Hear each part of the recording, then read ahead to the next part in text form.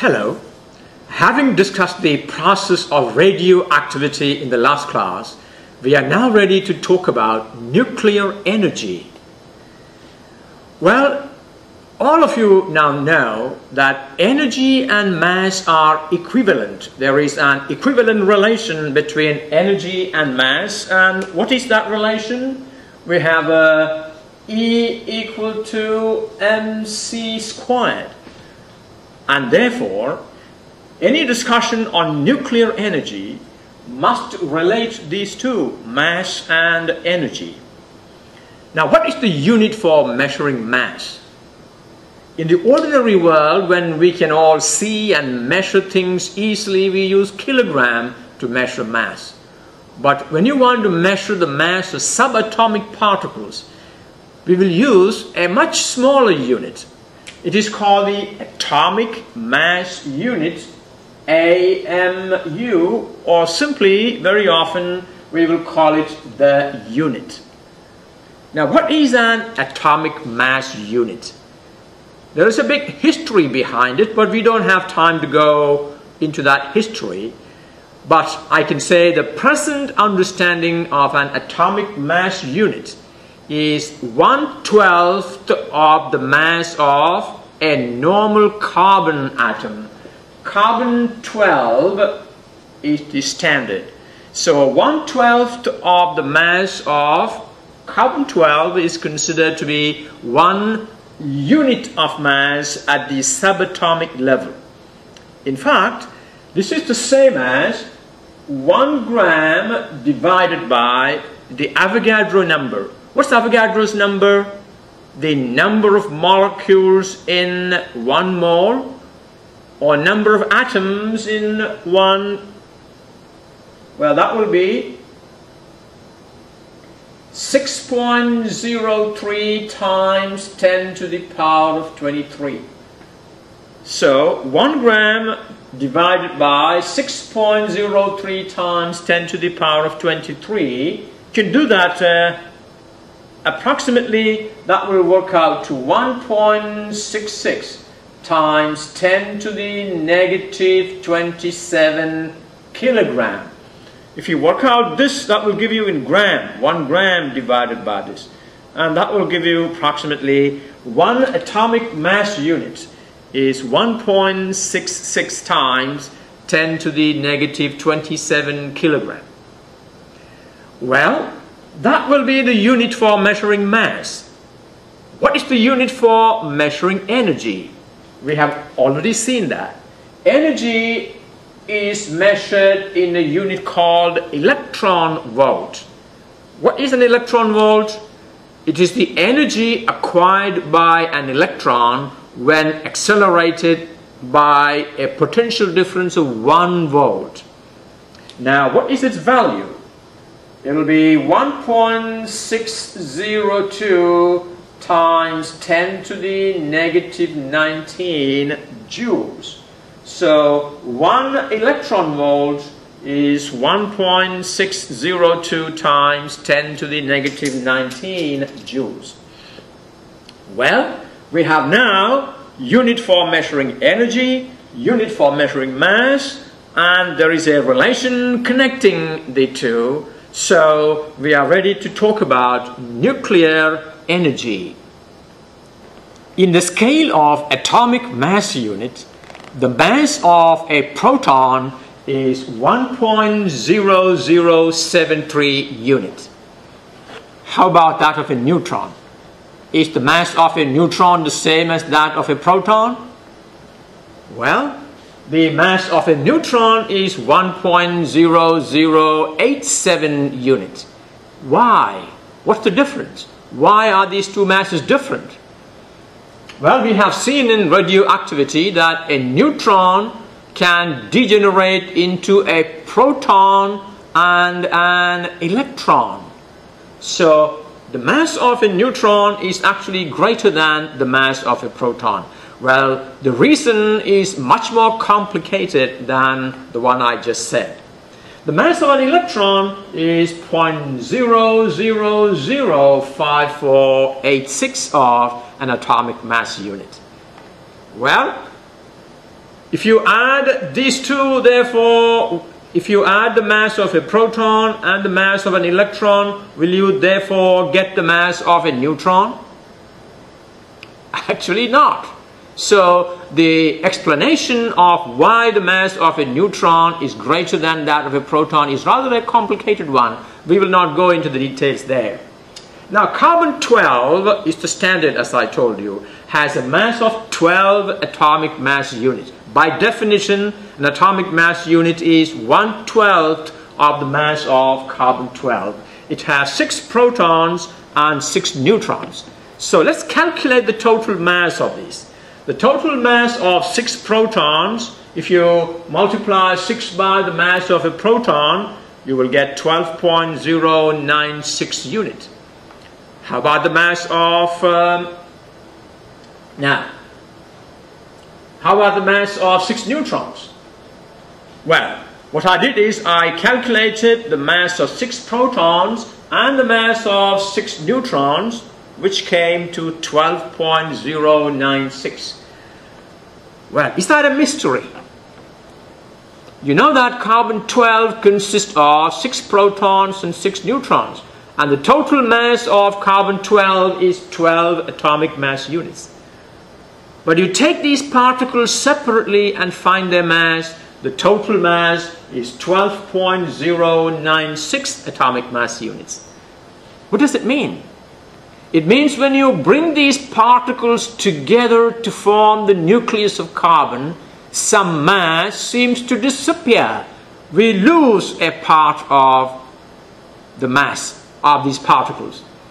So when a nucleus is formed by combining several particles, some mass is lost. Now, how can some mass get lost? Well, how about the conservation of mass and conservation of energy? Now, the lost mass is actually called mass defect. So what is mass defect? When several nuclear particles are brought together to form a nucleus, the total mass of the particles the total mass of the nucleus seem to be less than the total mass of the individual particles. And that mass difference, or the apparent mass lost, is called the mass defect. And actually that mass is not lost, because there is an equivalency between mass and energy, E equal to mc squared. That becomes energy, and that energy is what holds the nucleus together. Well, that's an important concept. So the energy that holds the nuclear particles together is called the binding energy. And where does that energy come from? It comes from the equivalent energy of the mass lost, or the mass defect contributes to the binding energy. When nuclear particles escape the nucleus, well, if nuclear particles are taken out, then a part of this binding energy must also come out. And that is actually the origin of gamma radiation. We discussed in the last class that when an alpha particle is emitted by a nucleus, it is very often accompanied by a gamma radiation. Why? Because alpha particle means a part of the nucleus is torn apart. So the energy that binds those particles within that nucleus has to be released when the particle is broken open or broken away from the nucleus. And that is the origin of gamma radiation. If a massive nucleus splits into 2 pieces, now that's a different story altogether. If a massive nucleus can be made to split into 2 pieces, then the energy holding the pieces together, the binding energy, can be released. So one way to obtain a large amount of energy is to make a large nucleus split into 2 pieces. The total mass of the pieces is less than the mass of the original nucleus. And that difference in the mass defect, is converted to energy according to Einstein's mass-energy relationship, E equal to mc squared. So the binding energy of the nucleus of any isotope can be calculated from the mass defect of the nucleus. Well, we will not be doing all those things. I'm going to condense the whole chapter on nuclear energy into this 1-hour lecture. So you can imagine how much we can actually do. Now, the binding energy per nucleon is an important indicator of the stability of the nucleus.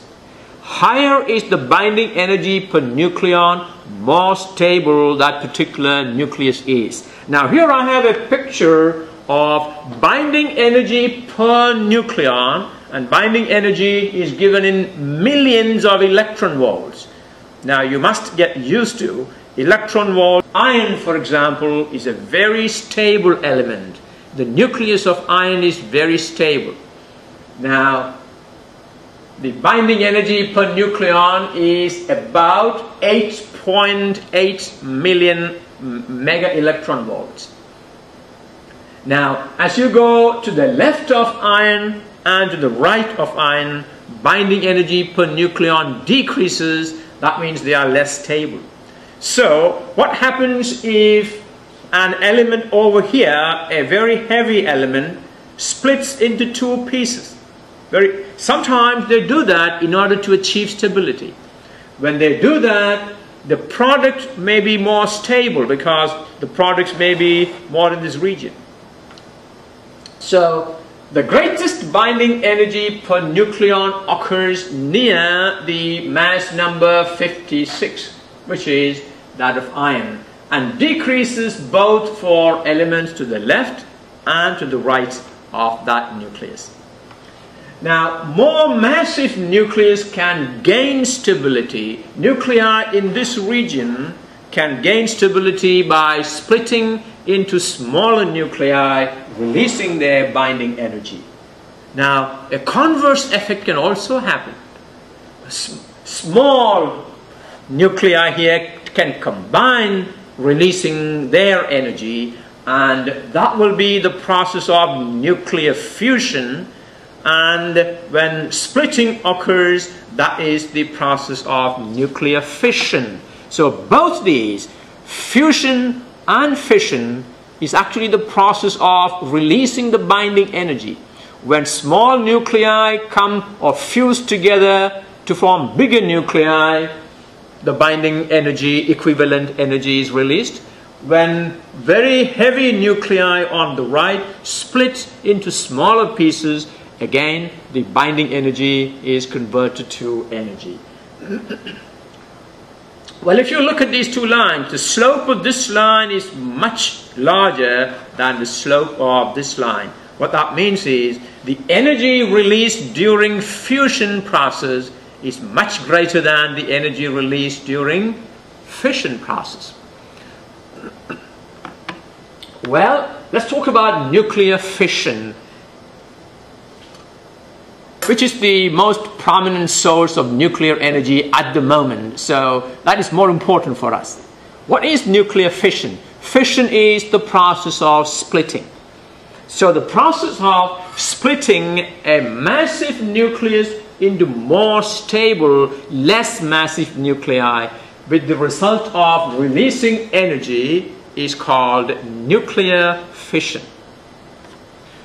Now here I have illustrated a fission process. A uranium-235 nucleus, by any chance, if it absorbs a neutron, you see, a neutron going into a uranium-235 nucleus will create great instability. And immediately that nucleus will split into two pieces.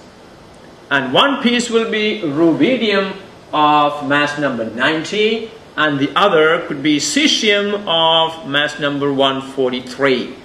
And in that process, also some free neutrons are released. Now, we will be talking about this as we go on. Now, if you look at that animation, a neutron goes into the nucleus of uranium-235, splitting into two pieces. Now, not always these may not be always the two pieces. We will see another scenario later on. So this is the simple process of nuclear fission of uranium-235 nucleus. Uranium-235 is called a fissionable material. It is capable of undergoing fission after absorbing a neutron. So fission can occur when the nucleus of a heavy atom captures a neutron.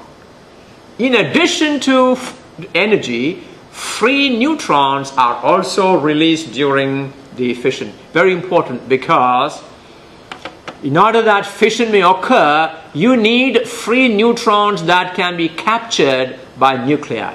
So if one nucleus of uranium-235 undergoes fission by capturing a stray neutron, that fission will release more neutrons which can then be captured by other nuclei to produce fission.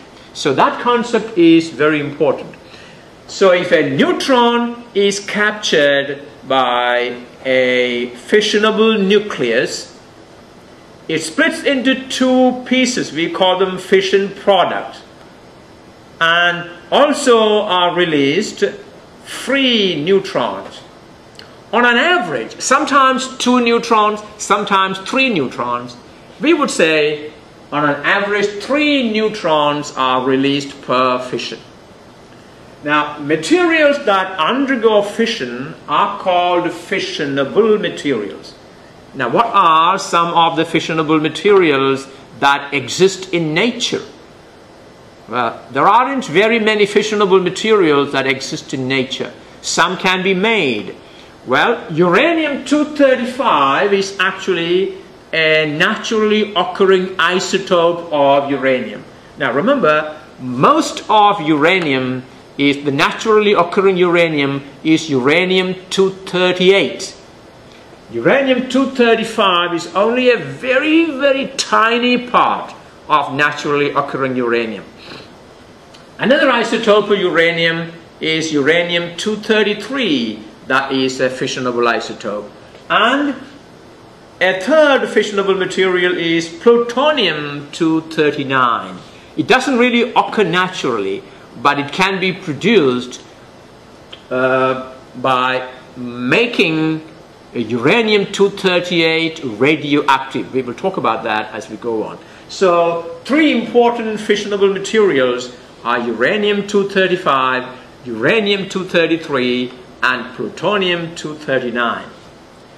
Now, the fission of uranium-235 in reactors is triggered by the absorption of a low-energy neutron. So, the fission is started. In order to start fission, you need low energy, or sometimes they're called thermal neutrons. You need to make those neutrons available to start fission. On an average, as we said, 3 neutrons are released per fission. Now let's look at the fission of uranium-235. Uranium-235 is the chief fissionable isotope used in reactors. Well, in order to produce atomic energy, we build reactors. What is a reactor? We will talk about that later. A reactor is a controlled environment where fission is allowed to proceed, that can be controlled so that energy can be produced and used. Now, here we have an animation. Watch it carefully. A slow neutron is being absorbed by uranium-235. Now, great instability, and there is the product. The product is krypton of atomic mass 92 and barium of atomic mass 142, and also free neutrons. Watch that again. Stray neutron absorbed by uranium-235. Fission occurs, fission products, krypton 92, barium 142, and free neutrons. You see only 2 free neutrons there. Well, in most cases that may be true, but in some cases there may be 3 free neutrons. So this is the process of the fission of uranium-235. Okay. So the fission products are barium, krypton, 3 free neutrons, and of course energy. Now, how much energy? Approximately 200 million electron volts, which is 200 times, well, when I said this is not million, this is million electron volts. Million is the uppercase M. So 200 million electron volt will be 200 times 10 to the power 6 times 1.609 times 10 to the negative 19. And that will work out to 3.22 times 10 to the negative 11 joules for one fission. I hope you followed that calculation. Now what I did here is, instead of writing 1 electron volt as 1.609 times 10 to the negative 19 joules, I wrote 1 million electron volt. This is the equivalent of 1 million electron volt. In other words, 19 minus 6. So 200 million electron volt is 200 times this, which is 3.22 times 10 to the negative 11 joules. Now, that is the energy released per one fission of one uranium-235 nucleus. Now, so if you take 1 gram of uranium-235, how much energy will be released? Can you calculate that? Now, I'm sure you know how many atoms are there in 1 gram of uranium. Well, let's do that. How much energy is released when 1 gram of uranium-235 undergoes fission? The mass of 1 mole of uranium-235 is 235 grams. That's the definition of a mole. So, 1 mole of uranium-235 contains 235 grams. That means 1 gram is 1 over 235 of a mole. So the number of moles in 1 gram is 1 over 235. Now, how many atoms are there in 1 mole of uranium-235? That's the Avogadro number. So, 1 gram, or 1 mole of uranium-235 contains 6.02 times 10 to the 23 atoms. Therefore, how many atoms are there in 1 gram? That will be 1 over 235 multiplied by the number of atoms in 1 mole, that is the Avogadro number, and that will be 2.56 times 10 to the 21. That is the number of atoms. 2.56 to the times 10 to the power of 21 is the number of atoms in 1 gram of uranium. And each gram of uranium, well, each nucleus of uranium undergoing fission will release this much of energy, 3.22 times 10 to the negative 11 joules. So the total energy released will be the energy released per fission times the total number of nuclei in 1 gram. Total number of atoms is the same as the total number of nuclei. And that is 8.24 times 10 to the power of 10 joules. Now, this is a tremendous amount of energy. Can you calculate how many kilograms of water can be boiled using this energy? Knowing that the amount of energy released, absorbed by water in boiling will be mass times specific heat times the change in temperature. You can do a rough calculation and see how many kilograms of water can be boiled. Now, nearly 250,000 kilograms of water can be boiled using that much of energy. So if you allow 1 gram of uranium-235 to undergo nuclear fission, the amount of energy released can be used to boil away 250,000 kilograms of water.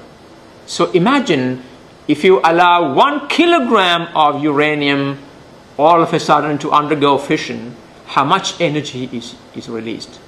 That is a bomb, isn't it? Well, we will discuss that as we go on. So at the moment, let's see what a chain reaction is. What is a chain reaction? Well, here I have explained what chain reaction is.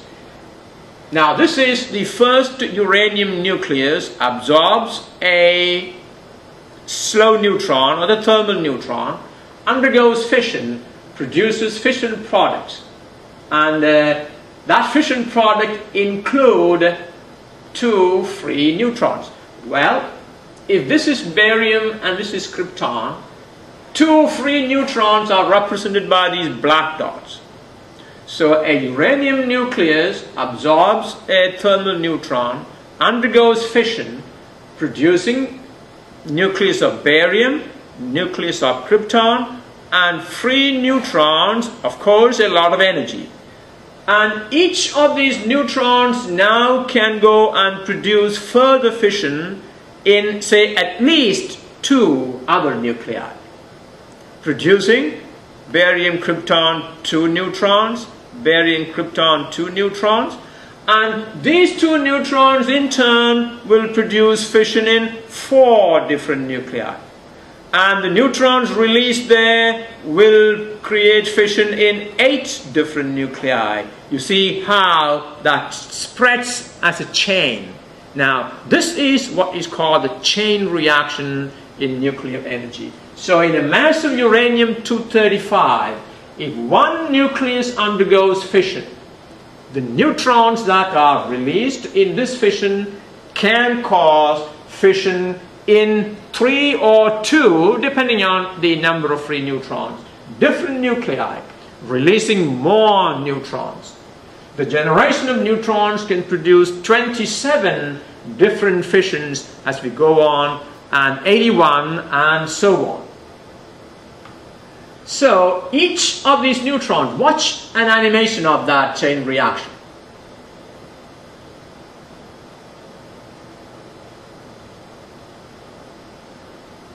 Now what you see here is within a fraction of a second, the whole mass of uranium can undergo fission. Look at that. It doesn't take a very long time.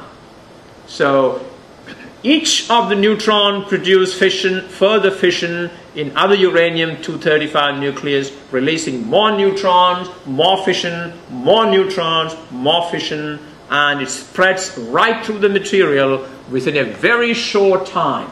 Now, such a chain reaction is called an uncontrolled chain reaction. Well, an uncontrolled chain reaction is what we use in the construction of a bomb. But if you want to harness nuclear energy and use it for producing electricity or any other peaceful purposes, then we cannot allow this uncontrolled reaction to take place. We must control it by some means. We will talk about that briefly as we move on. Okay. Well, that brings us to the next concept of what is called critical mass. Can the chain reaction occur in any amount of uranium? Suppose I have this much of uranium. Can a chain reaction be sustained in a small mass like this? Well, that's an important factor. In order that a chain reaction may be sustained within a given mass of fissionable material, at least 1 neutron per fission should be available to produce further fission. Now, if those neutrons are allowed to escape, suppose you have a material, say like this.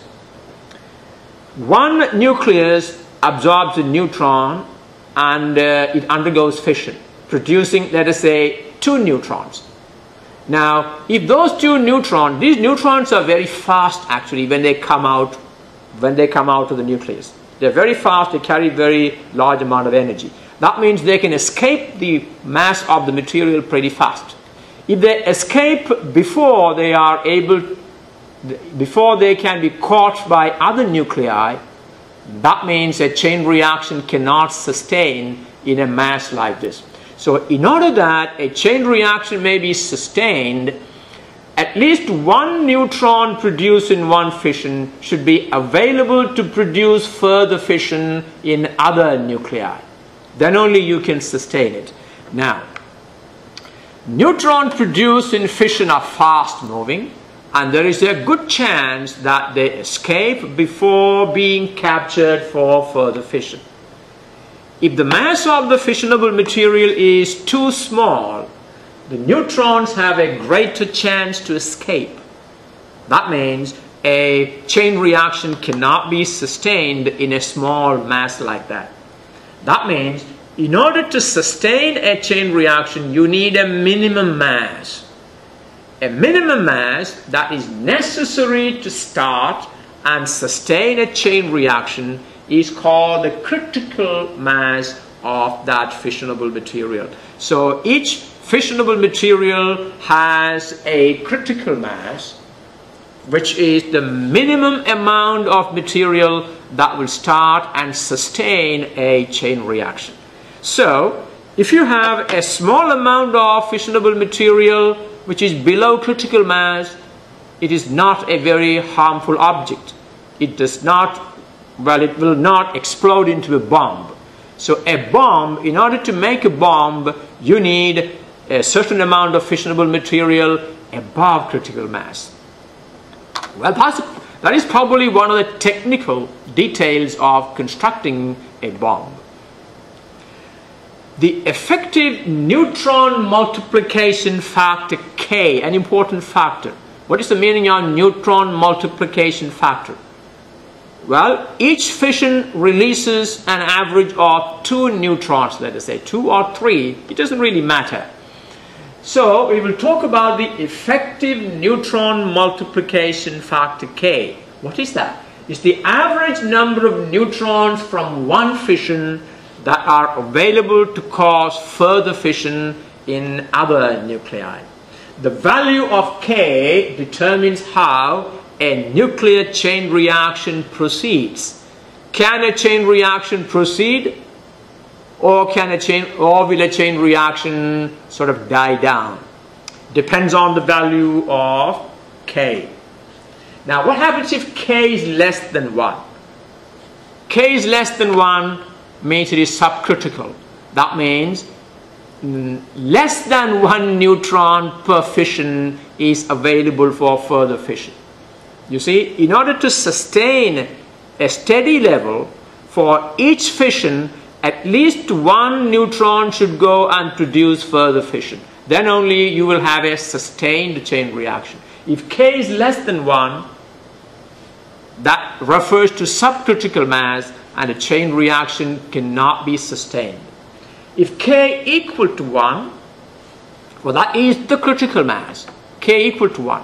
That means for every fission, at least 1 neutron will be available to produce next fission.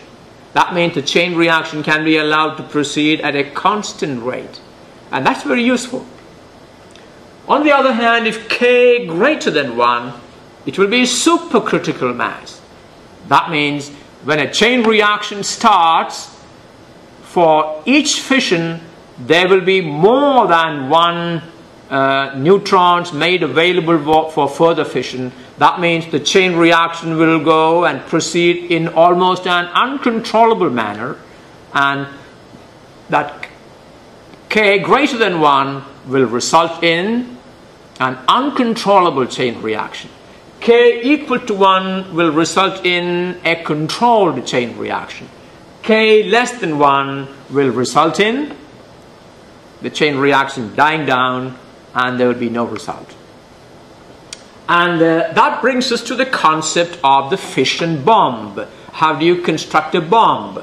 Alright, don't go and start making bombs. Well, you cannot. If people could make bombs easily, then this world would have come to an end long time ago. Is that right? Because there are a lot of people who want to destroy a lot of others. Our civilization I think it is the instinct of every animal. Is that right? The instinct to kill one another. Am I right? I was hoping when I was a child in the elementary school, when those days when I used to read about wars and hatred and things like that, I used to think that as time goes on, people will get more and more matured, educated, and will become better. And the world will be a better place to live, a peaceful place to live. But are we in a better place now, about 50, 55 years after I had that dream? Not really. People want to destroy each other. Selfishness is part of every human being, for that matter, in every living creature. Selfishness. So, atom bomb, if somebody can make a fission bomb, well, I don't think our civilization will last. And so, the bombs that are at the moment are in the custody of governments, and it has to be kept in a very, well, it has to be kept so that others, terrorists will not get their hands on it. It's very important. Now, I will not go into the details of producing an atom bomb, a fission bomb, but by our discussion you know that in order to produce a fission bomb, you need a supercritical mass of fissionable material. Now, if you keep a supercritical mass, suppose this is a supercritical mass of uranium-235, I will not be able to hold it. I will not be able to survive, because this will explode spontaneously in a fraction of a second. So, you cannot really make a fission bomb and carry it with you. Well, you need to assemble it just before it is going to be released. That is, the assembly of the bomb should take place after it is being released. Otherwise, you're going to be killed by it. So how are you going to do that? Uncontrolled chain reaction in a lump of uranium-235 greater than its critical mass is an atom bomb. Now, in the construction of such a bomb, two pieces of uranium-235 are both below critical mass and kept separated from each other. Well, that is the trick of making and carrying a bomb. Well, if this is a lump of uranium of subcritical mass, safe for me to hold, and this is another lump of uranium of subcritical mass. Now, if I can by somehow make these pieces into one piece, well, that again is not very simple. I need to move these in such a way and violently sort of, well, I need to create that kind of a big collision so that the two subcritical mass become a supercritical mass. So that is the bomb. Well, how is it done?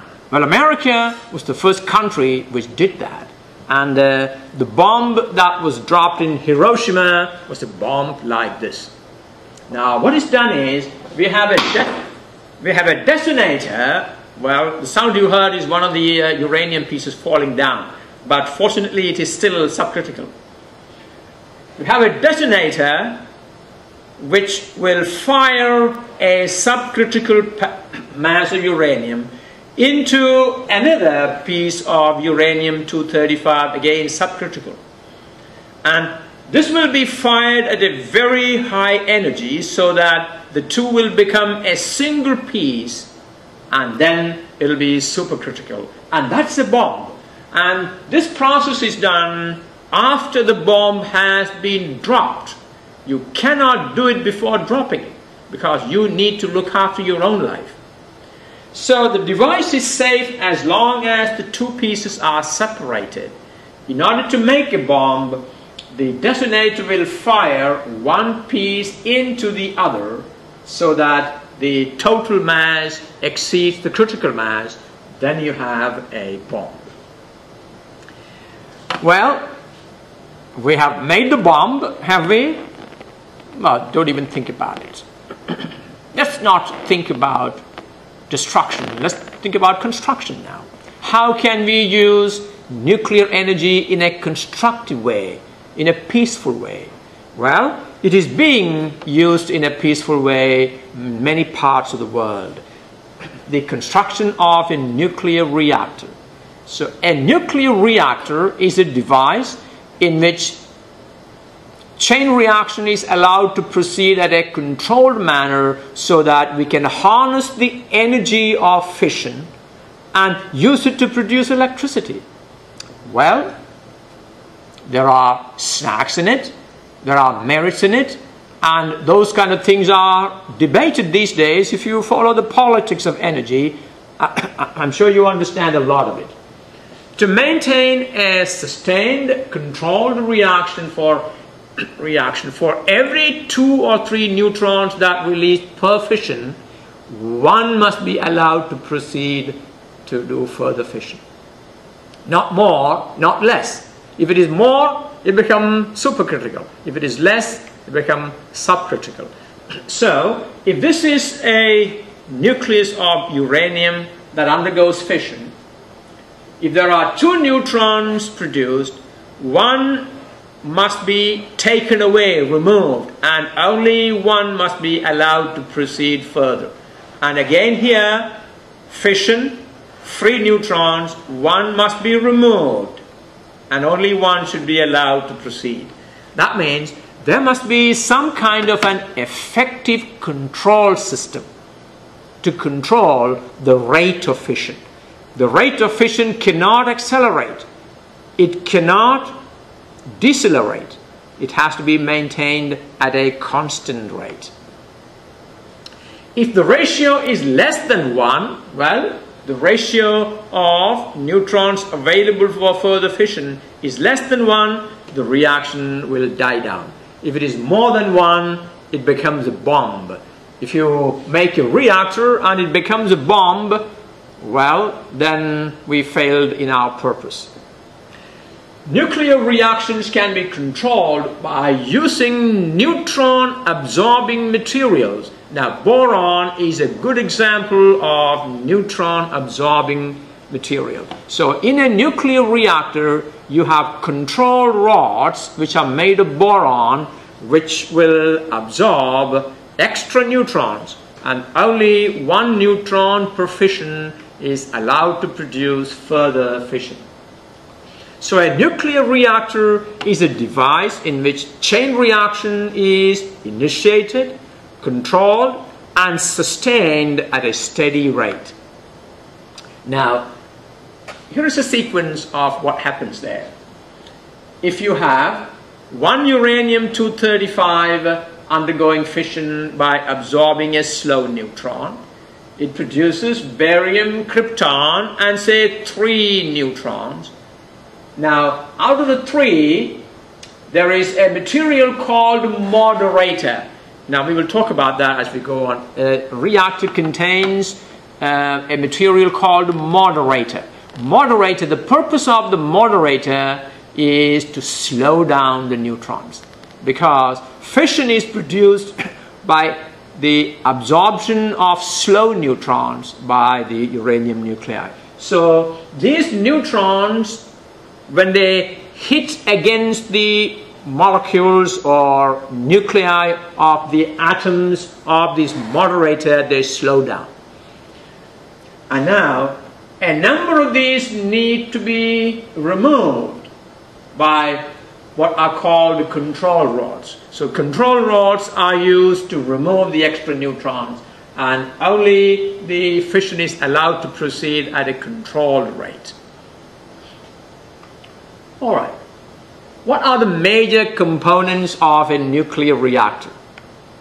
Now, of course, fuel. What is the fuel used in a nuclear reactor? Now, the fuel used in a nuclear reactor is pellets of uranium oxide, U-2, and they are arranged in tubes to form the fuel rods. So, nucleum oxide in steel rods form what are called fuel rods. The rods are arranged into fuel assemblies in the reaction core at the center. I'll show you a diagram as we go on. Now, the second important part of a reactor is the moderator. And I mentioned what a moderator is in about a couple of minutes ago.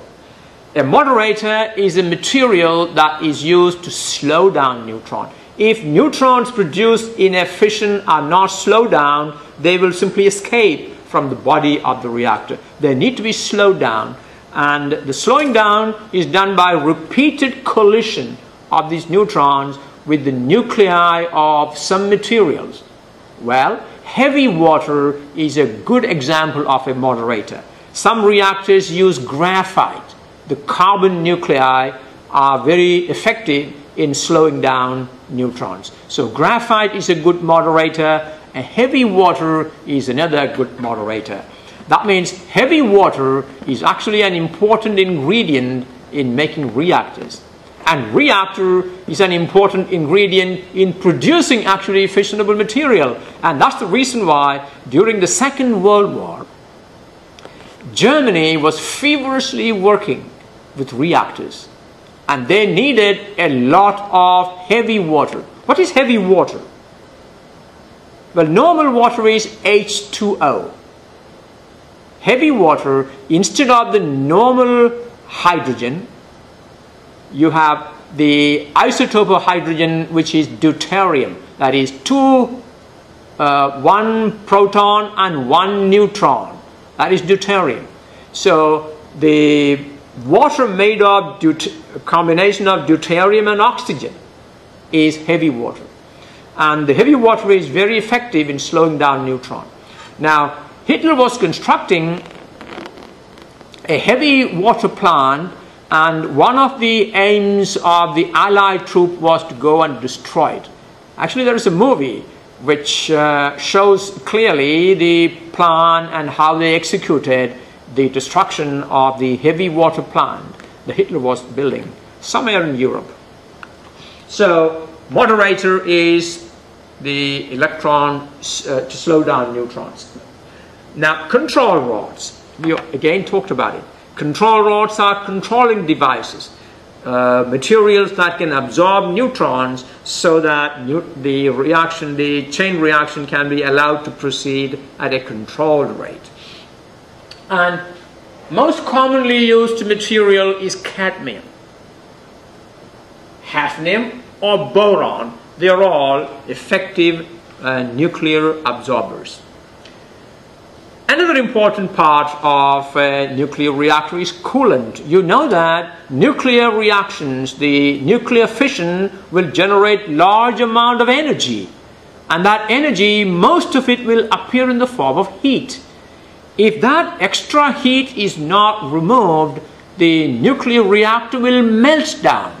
And a meltdown will cause almost like the explosion of an atom bomb. A lot of radioactive materials will be released. So a meltdown in a nuclear reactor cannot happen.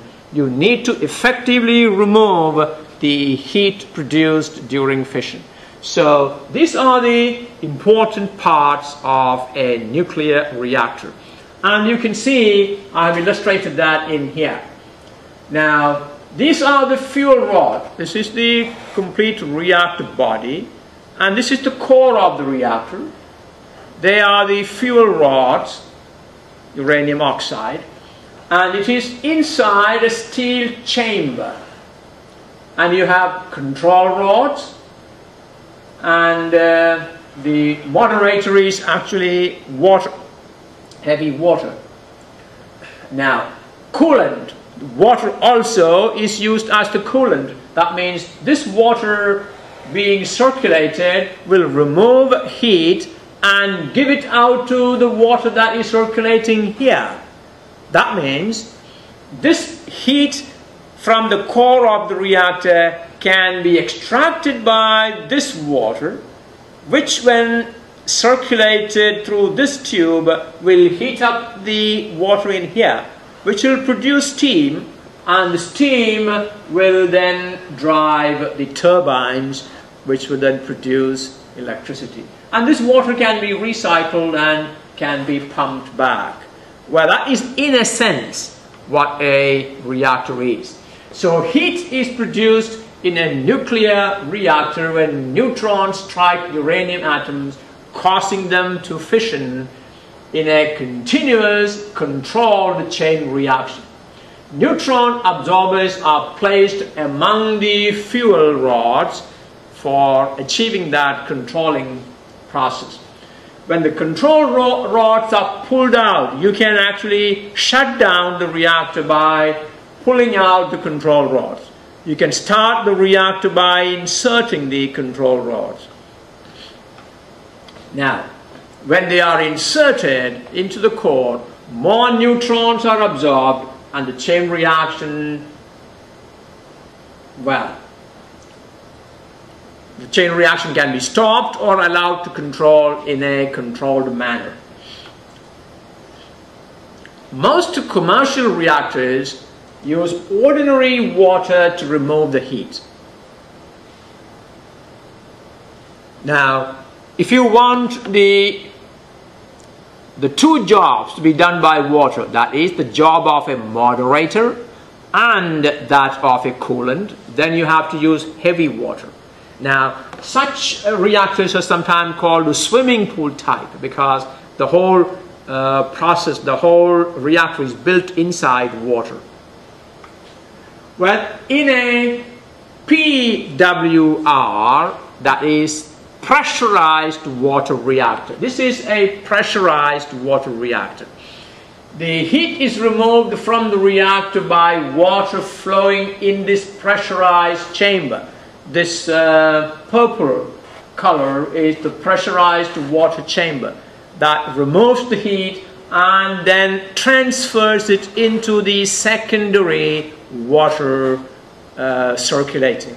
The secondary water circulating system will absorb the heat, will generate steam, which is then used for producing electricity. So the heat is transferred to a second water loop through a heat exchanger. This is the heat exchanger. Alright. Water boils in the heat exchanger, producing steam at very high pressure, which then turns the turbine, producing electricity. Well, in a BWR, BWR stands for boiling water reactor. Now, it's a much more simplified one. There is no heat exchanger. The coolant itself, or the moderator and coolant itself, will be the heat exchanger. In other words, the heat is generated directly there. Instead of using a heat exchanger, heat is generated directly inside the chamber itself. And that steam is then used for generating electricity. So that is a boiling water reactor. Now, what is a breeder reactor? Of course, breeder means something that breeds. Breeds what? Well, a reactor uses fissionable material as the fuel. If it is called a breeder reactor, probably it means it breeds more fissionable material. So a breeder reactor will produce more fissionable material. Well, how can that be done? Under appropriate operating conditions, the neutrons given off by fission reaction can breed more fuel from otherwise non-fissionable isotopes. Well, I told you that most of the uranium that is available naturally is non-fissionable uranium-238. And remember, the fuel that is used in the nuclear reactor is not pure fissionable material. It is enriched uranium. That means if naturally occurring uranium contains, say, 0.1% of the fissionable material uranium-235, enriched uranium will contain about 15% of uranium-235. The rest are all non-fissionable uranium-238. So when you look at a fuel rod, most of the fuel rod is non-fissionable uranium-238. Only a small part of it is fissionable U-235. Now, in a breeder reactor, you can actually make that uranium-238, which is otherwise non-fissionable, into fissionable material by making it radioactive. Now, how is that possible? You know that when a radioactive nucleus emits a beta radiation, the atomic number increases by 1 unit. That's right. So, if uranium-92 can be made to emit a beta, it will become an element of atomic number 93. Now, if that again emits a beta, it can produce an element of atomic number 94, and that is plutonium. And plutonium is a readily fissionable material. Now, this is how it happens. Uranium-92-238, a non-fissionable isotope of uranium, absorbs a neutron, becomes uranium-239. And uranium-239 emits a beta. What happens? Uranium-239 emits a beta. What is the resulting element? The resulting element will have one atomic number 1 unit greater and the same mass number. What is the element that is 1 unit higher than uranium? It is neptunium. So it's neptunium-93-239. Now, this neptunium-93-239 is again beta active. It will emit a beta radiation. The result is an element 1 unit higher than neptunium, which will be plutonium-94-239. Now, this is the process. So when you have a fuel rod that contains large quantities of this non-fissionable material, now they will be absorbing neutrons and undergoing this degeneration, producing plutonium in there. That means you are actually producing more fissionable material. That is a breeder reactor. So the most common breeding reaction is that of plutonium-239 from the non-fissionable uranium-238. As I explained, uranium-238 absorbs neutron and becomes beta active. It emits 2 successive beta particles and become a nucleus of plutonium, a very readily fissionable materials. Now, the reactor core consists of thousands of stainless steel tubes containing a mixture of uranium and plutonium oxides, about 15 to 20% fissionable plutonium-239. Surrounding the core is a region called the breeder blanket, consisting of tubes filled only with uranium oxide. Now, such a reactor can produce about 20% more fuel than it consumes by the breeding reaction. Now, why is the big controversy about the uranium reprocessing by Iran? Well, when you reprocess the spent fuel, when you take out the fuel rod that has been used, remember that contains large amounts of plutonium, which is readily fissionable. Now, a reprocessing plant is a place where you take these spent fuels and remove that fissionable plutonium from it. And if you can do that systematically, you can build large amounts of fissionable material. So, when a country builds reprocessing plant, there's only one thing that can come to your mind. Why are they doing it? They are building stockpiles of large quantities of fissionable materials. Why? The only intention will be to produce bombs. So if Iran is having a nuclear reprocessing plant built, recently there was mention of a secret reprocessing plant that has been discovered. And now there is talks that Iran, instead of using their reprocessing plant, they will send these materials into Russia to reprocess, so that they will produce these materials which can be then used for medical purposes and not for making bombs. Well, I hope some of you at least are following some of these processes that are taking place in the world in the realm of nuclear energy. Now, it's very important because the survival of mankind itself will depend on how closely we can keep this without getting into the hands of terrorists and other organizations. Well, that's an animation of actually what happens. Uranium-238 becomes uranium-239, emits a beta and becomes neptunium-239. It will emit a beta and finally becomes plutonium-239. So watch that carefully one more time. Uranium-238 becomes uranium-239. Emits a beta, becomes neptunium-239. Emits a beta, becomes plutonium-239. All right. I think that sort of explains itself.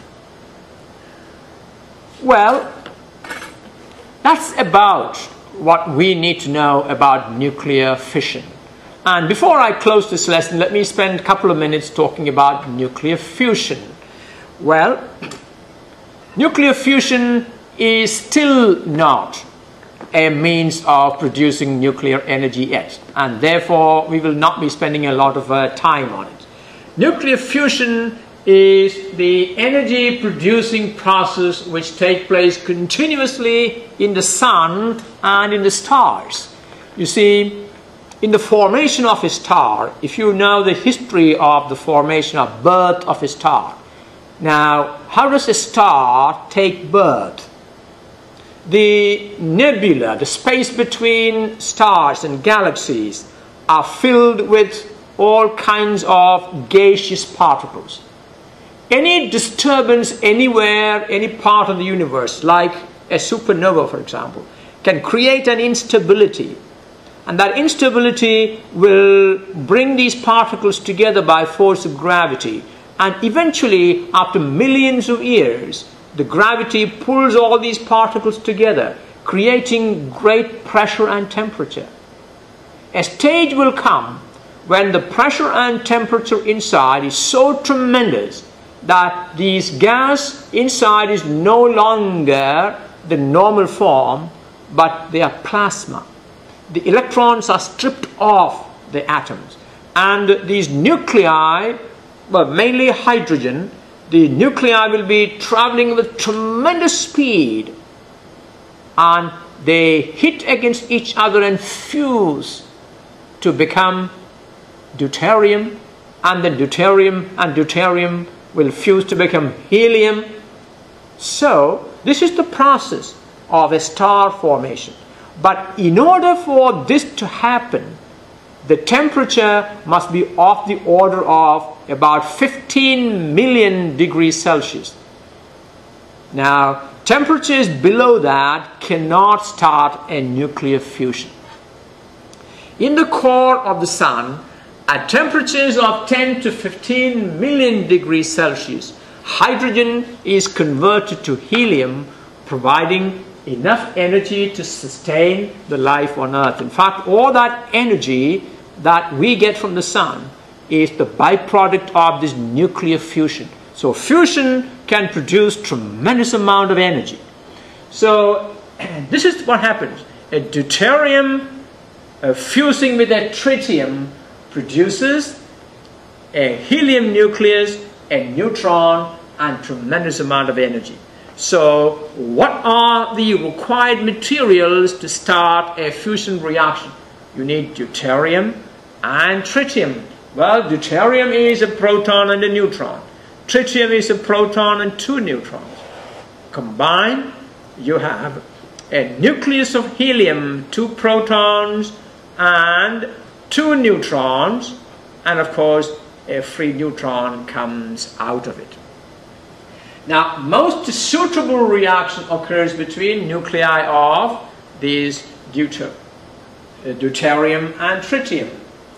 Now, at the temperatures required for deuterium-tritium fusion, over 15 million degrees Celsius, the fuel has actually changed from gas. The hydrogen has changed from the gaseous state into the plasma state. And in the plasma state, actually the electrons are stripped off. And in order to produce nuclear fusion, we need to create that kind of a temperature on the surface of the Earth. Now, is that possible? Well, there is possibility. If you want to create a fusion bomb, a hydrogen bomb, the trigger for that will be a fission bomb. So a fission bomb exploding will create the necessary temperature condition to activate fusion. And that's the reason why a hydrogen bomb, in fact, America has a stockpile of large number of these hydrogen bombs where fusion energy is used to produce large amounts of energy. And the trigger of that is a fission bomb to create that kind of energy. In order to use that in a reactor, it is not possible. It's not a feasible thing. And that is why we are unable to use or harness the fusion energy for producing reaction. Now, seawater contains an abundance of deuterium. And tritium is part of it's rather difficult to find tritium. So if you want to produce nuclear fusion, the required fuel will be deuterium and tritium. Deuterium can be found abundantly in seawater, but tritium cannot be found as much. Now, there is no sizable natural source since tritium is radioactive with a half-life of about 10 years. Now, it can be obtained by breeding the tritium from lithium. It is possible to create that. Now, some advantages of fusion reaction are, what are some of the advantages? It's a vast new source of energy. The energy released in fusion is much, much greater than energy released in fission. So it's a very big source of energy if we can harness it. Now, no atmospheric pollution leading to acid rain or greenhouse effect. You see, in the case of a fusion bomb, the damage done by a fusion bomb is not only the tremendous amount of energy released at the time of explosion, but a fission bomb will be harmful for many, many decades to come, because the products of fission are very radioactive, and everything that is surrounding the region will become radioactive. That means if in a region where a fission bomb has been exploded, that region will not be safe for 50 or 100 years because of the presence of that radiation. So a fission bomb is a very dirty bomb. In addition to killing and destroying at the present time, it will keep on killing for many, many years to come due to that destroying radiations of the radioactive materials that are generated during that time. Whereas a fusion bomb, it can be produced, will be a clean bomb. The products will not be radioactive. And also, it doesn't produce any greenhouse gases or things like that. There is no waste disposal problems. One of the major problems with fission energy is that the products of fission are very highly radioactive. So the fuel rods that are in a reactor once those fuel rods are being used and exhausted, you need to remove them. Now, removing them and storing is one of the greatest problems of using nuclear energy, because those materials are very highly radioactive. Where are we going to store them? Now, will you be happy if those materials are stored in your backyard? Well, there are places in the United States where hundreds of millions of tons of these radioactive waste materials are stored. Well, some of them in the mountainous regions of Nevada. Well, that means if you go near there, well, not quite, because they're all very safely contained within very safe containers. So one of the reasons why nuclear energy is still not a feasible form of energy to solve our energy needs in a large scale is the problem of disposing of the waste materials produced in fission. If fusion can be harnessed, if we can find a way to use fusion energy in a controlled manner, then those problems can be solved. Waste disposal problems are much more minimized in fusion reactions. Well, all these are very important when we consider fusion in place of fission. Well, all these are left for later generations to tackle and see how much we can do with these. Can we produce energy from fusion? And can we solve all our energy problems? Can we solve the greenhouse effect problems? Can we solve the environmental pollution problems? Well, that is all problems that we pass on from generation to generation. It's a challenge for all of you.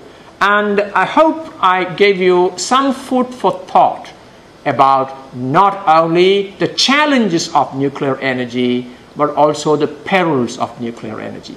Well, I hope you enjoyed this lesson and enjoyed this course. Well, if you have any questions, please get back to me anytime, and I'll be glad to respond to your questions.